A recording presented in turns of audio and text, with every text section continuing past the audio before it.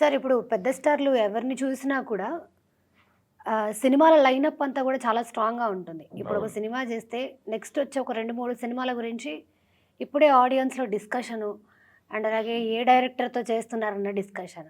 అయితే 'మహేష్ బాబుది' 'ఎస్ఎస్ఎంబీ 29' already shooting జరుగుతుంది. అవును. సో, ఆ సినిమాకి సంబంధించి నవంబర్‌లో ఒక భారీ అప్‌డేట్. భారీ అప్డేట్ వస్తుందని. అవును. అండ్ అలాగే నెక్స్ట్ ఆయన ఒక పెద్ద డైరెక్టర్‌తో సినిమా చేయబోతున్నారని వింటున్నాము. దాని గురించి ఏమన్నా తెలిస్తే చెప్పండి? అంటే ఈ నవంబర్‌లో రాబోయేటువంటి బిగ్ అప్‌డేట్ అని చెప్తున్నారు వాళ్ళు. హ్మ్. అంటే టైటిల్ అనౌన్స్‌మెంట్ అంటున్నారు. ఓకే. ఆ టైటిల్ మీద కూడా రకరకాల స్పెక్యులేషన్స్ నడిచినాయి. 'వారణాసి' అనే టైటిల్ పెడుతున్నారు అని. అవును. ఇలా రకరకాలు జరిగినాయి. ఇవేవి కాదు. ఆ టైటిల్ కూడా ఆయన ఒక హాలీవుడ్ టాప్ డైరెక్టర్‌తో హ్మ్. జేమ్స్ కామెరూన్‌తో రివీల్ చేయించబోతున్నారు అని హ్మ్. కూడా ఒక ప్రచారం ఉంది.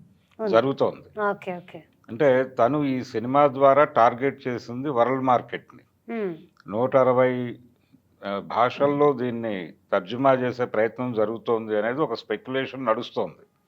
అంటే ఇది ఫ్రాన్స్‌లో ఫ్రెంచ్ లాంగ్వేజ్‌లో రిలీజ్ అవుతుంది. హ్మ్. స్పెయిన్‌లో స్పానిష్‌లో వెడుతుంది. హ్మ్. ఇలా ఏ ప్రాంతంలో ఆ ప్రాంతీయ భాషతో వెడుతుంది. ఓకే. మనకు భారతదేశంలోనే అనేక భాషలున్నాయి.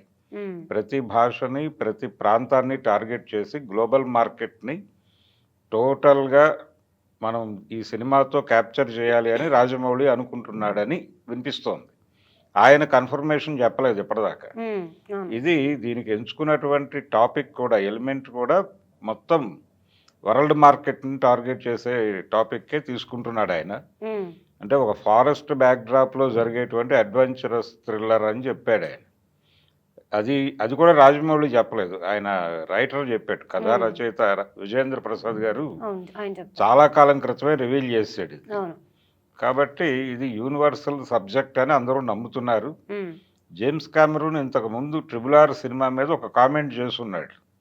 అందుకని ఆయన రాజమౌళి మీద కన్నేసున్నాడు. రాజమౌళి అంటే ఆయనకు ఒక ప్రేమ ఏర్పడింది.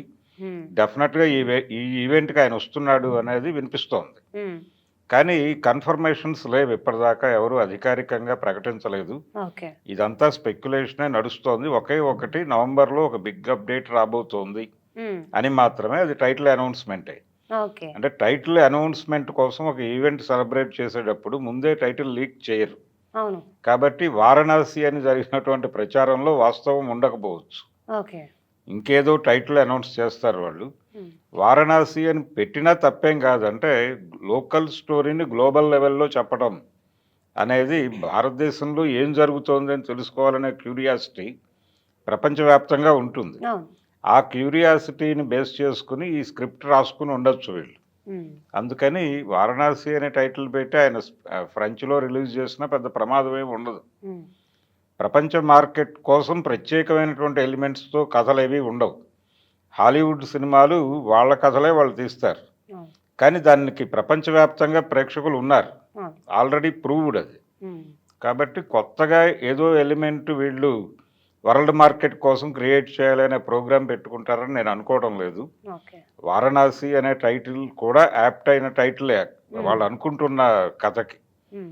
అది కాకుండా ఇంకేదో అనౌన్స్ చేయబోతూ ఉండుండవచ్చు. ఓకే. ఆ ఈవెంట్‌కి కామెరూన్ వస్తున్నాడా? లేదా? అనే దానికంటే గూడా వీళ్ళు ప్రపంచ స్థాయి టెక్నీషియన్స్‌నయితే పట్టుకొస్తారు గ్యారంటీగా. హ్మ్.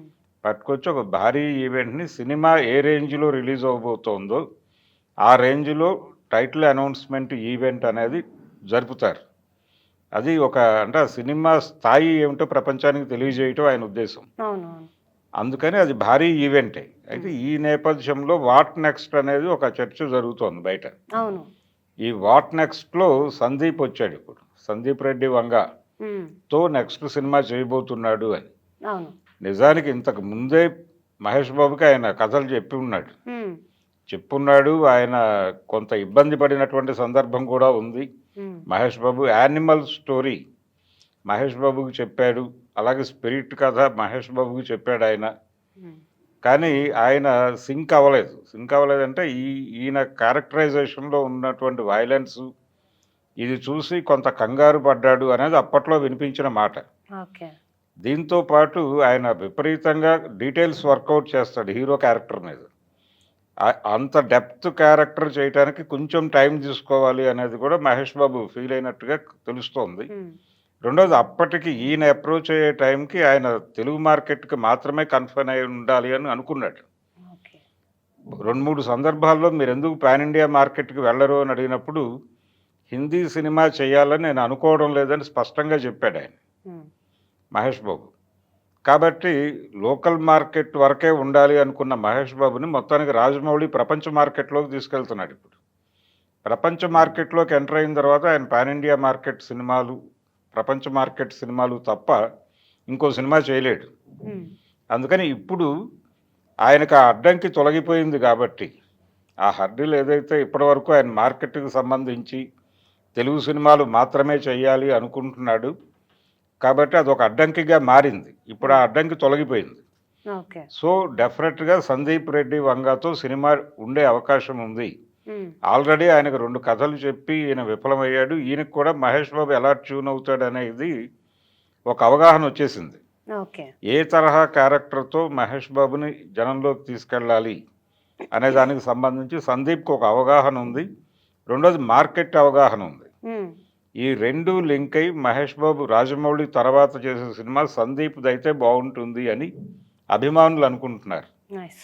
అభిమానులు ఎందుకు అనుకుంటున్నారంటే జనరల్‌గా రాజమౌళి సినిమా చేసిన తర్వాత ఆ చేసినటువంటి హీరోకి వరుసగా 2, 3 ఫ్లాపులొస్తాయనేది ఒక సెంటిమెంట్ ఉంది అవును. అవును. బయట. అవును. ఎందుకు ఫ్లాపులొస్తాయి? దానికొక హేతుబద్ధమైనటువంటి రీజన్ ఉంది. హ్మ్. అదేంటంటే ఆయన హీరో క్యారెక్టర్‌ని ఎక్కడికో తీసుకెళ్ళి పెడతాడు. అవును. ఆ రేంజ్ క్యారెక్టర్‌లు చేయకపోతే ఆడియన్స్ ఆడియన్స్ నుంచి డిసప్పాయింట్ అయితారు. డిసప్పాయింట్ అవుతారు. అవును. అవ్వటం వలన సినిమాలు పోతున్నాయి తప్ప, ఆ! వీళ్ళు చేసిన సినిమాలు పోతాయి అనే సెంటిమెంట్ ఏం కాదది. అవునవును. అందుకని సందీప్ అయితే ఆ! దాన్ని మ్యాచ్ చేయగలడు ఆ! అనే నమ్మకం అభిమానుల్లో ఉంది.